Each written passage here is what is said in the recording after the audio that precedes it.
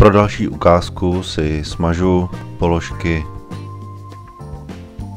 a nechám si jenom pizzu. Tlačítkem potvrdit, potom odešlete požadavek do fronty, buď do kuchyně nebo na bar.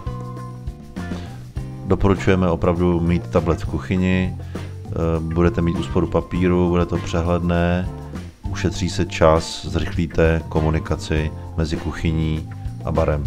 Pokud jsou objednané dva produkty, jedno je jídlo, jedno je pití, vyjedou dva různé bony, jeden pro kuchyň a jeden pro bar. Poté, co se položky objednají, už se nedají měnit.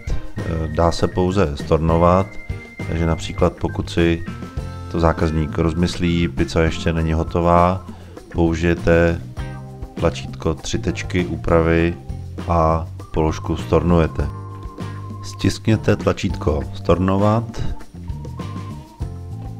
pizzu z pravého pole přesuňte do levého a stiskněte tlačítko stornovat. Zajímavé pro vás bude, že pokud máte položky, které jste vybrali, takže například vyberu třeba klobásu, můžete přejmenovat, můžete je přesouvat na jiný stůl. Pokud dáte potvrdit a zákazník si potom přiobjedná tu samou položku ještě jednou, kliknete na klobásu, dáte potvrdit znovu a v objednávce máte klobásy 2. V daných úpravách určitě využijete další možnosti. První je vlastní položka. To použijete v případě, že nemáte produkt zadaný v pokladně, budete ho dělat jenom jednorázově, právě jste uvařili guláš, zadáte si název, cenu, pravděpodobně zaškrtněte frontu jídel, stisknete OK a guláš už máme na účtu. Guláš pro tuto chvíli smažu a podíváme se na další možnosti. Přesunout a přejmenovat účet. Zkusíme přesunout. Z tohoto celého pravého pole přesunete klobásu na levou stranu a teď máte možnosti buď přesunout produkt klobásu na nový účet, anebo vybrat účet stávající. Když vybereme účet stávající, vidíme tady účet pro Karla Nového, můžeme to převést tam, nebo založíme účet nový a tam daný produkt, v tomto případě klobásu, zařadíte nebo převedete.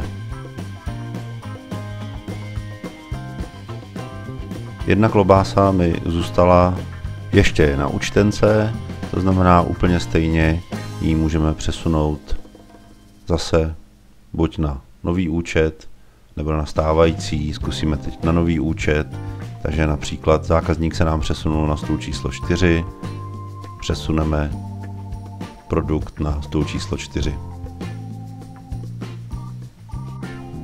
Když se teď přes levé menu podíváme na stoly, tak uvidíme, že na stole číslo 4 již máme klobásu zařazenou. Takže přejdeme pro tuto chvíli například na tento účet 3 pod stolem číslo 4. Vpravo nahoře tady uvidíme opět účet číslo 3 a stůl číslo 4. Pro názornost teď přidám nějaké další položky.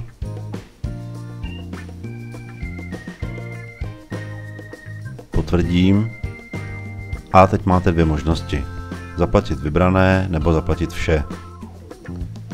Zaplatit vybrané znamená takzvané rozdělení účtu. Budete mít hosta, který s ostatními hosty u stejného stolu bude chtít zaplatit například jenom klobásu, takže převedete z pravé části na levou a například třeba ještě víno bude chtít platit a dáme zaplatit vybrané. Zvolíte si platbu hotově, kartou, stravenky, na fakturu asi ne, možná na účet podniku. Tyto typy plateb jsou potom vidět v přehledu. K zaplacení tady bude 190 korun, takže dejme tomu včetně spropitného to bude 200 korun a zde můžete spočítat vrácení peněz. To znamená, dostanete od zákazníka 500 a rovnou vidíte, kolik máte vracet. Zde si potom zvolíte, zda chcete tisknout účtenku nebo ne, a ikona tiskárny je potom pro samostatný tisk účtenky, například jako tisk mezistavu nebo tisk kopie, kterou si chcete zakládat pro případ nějakého storna nebo třeba pro hotelové hosty. Jakmile stisknete tlačítko zaplacené, tak jsou tyto dvě položky zaplacené. Teď zkusíme druhý způsob zaplacení. Zbyly nám tady dvě položky, dáme zaplatit vše stejným způsobem a vidíme, že účet je vyrovnaný. V nastavení aplikace si potom můžete vybrat možnost, aby po zaplacení účtu aplikace sama přeskočila do seznamu stolů.